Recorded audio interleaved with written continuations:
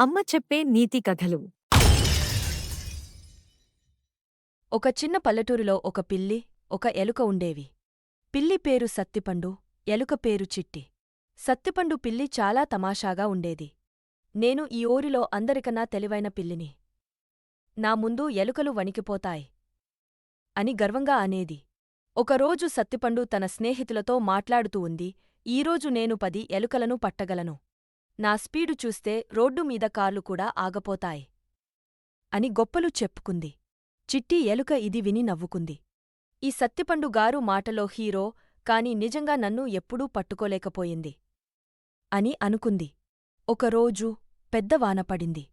చిట్టి ఎలుక పుట్ట నీళ్లతో నిండిపోయింది. చిట్టి ఎలుక బయటకు వచ్చి ఆశ్రయం కోసం వెతుకుతూ ఉంది. సత్తిపండు పిల్లి దీన్ని చూసింది. అరే, ఇదేం విచిత్రం! నేను పట్టుకోవాలనుకున్న ఎలుక నా దగ్గరకే వచ్చింది అని ఆశ్చర్యపోయింది. కాని చిట్టిని చూడగానే సత్తిపండు హృదయం కరిగపోయింది.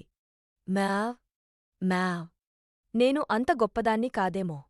ఈ చిన్న ఎలుక నాకు స్నేహితురాలు కావచ్చు అని అనుకుంది. సత్తిపండు పిల్లి చిట్టితో అన్నది, హలో చిట్టి, భయపడకు. నా ఇంట్లో నీకు ఆశ్రయం ఇస్తాను. నా దగ్గర చాలా రుచికరమైన పనీర్ ముక్కలు ఉన్నాయి. నువ్వు నాతో భోజనం చేయవచ్చు. సత్తిపండు సిగ్గుపడుతూ, అబ్బే, ఇప్పుడు నేను వెజిటేరియన్ పిల్లిని అయిపోయాను. హాహా. చిట్టి సత్తిపండు పిల్లి ఇంటికి వెళ్ళింది. వాళ్ళిద్దరూ కలిసి పనీర్ తింటూ, కబుర్లు చెప్పుకుంటూ సరదాగా గడిపారు. సత్తిపండు తన జోకులతో చిట్టిని నవ్వించేది. తెలుసా చిట్టి, నేను చిన్నప్పుడు ఒక కుక్క నన్ను తరిమింది. నేను పరిగెత్తి చివరికి ఒక చెట్టు ఎక్కాను. అప్పుడు తెలిసింది, నేను పిల్లిని కాదు, ఉడతనేమో అని సత్తిపండు జోక్ చెప్పింది. వాన ఆగన తర్వాత చిట్టి తన పుట్టకు తిరిగి వెళ్ళింది.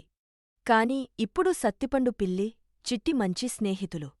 వాళ్ళు రోజూ కలుసుకుని ఆటలు ఆడుకుంటారు, కథలు చెప్పుకుంటారు. సత్తిపండు ఇప్పుడు అందరితో అంటుంది, నాకు ఒక మంచి స్నేహితురాలు దొరికింది. అది కూడా ఒక ఎలుక. జీవితంలో స్నేహమే ముఖ్యం, శత్రుత్వం కాదు. నీతి: కష్టంలో ఉన్నవారికి సహాయం చేయాలి. స్నేహం అన్ని భేదాలను పోగొడుతుంది.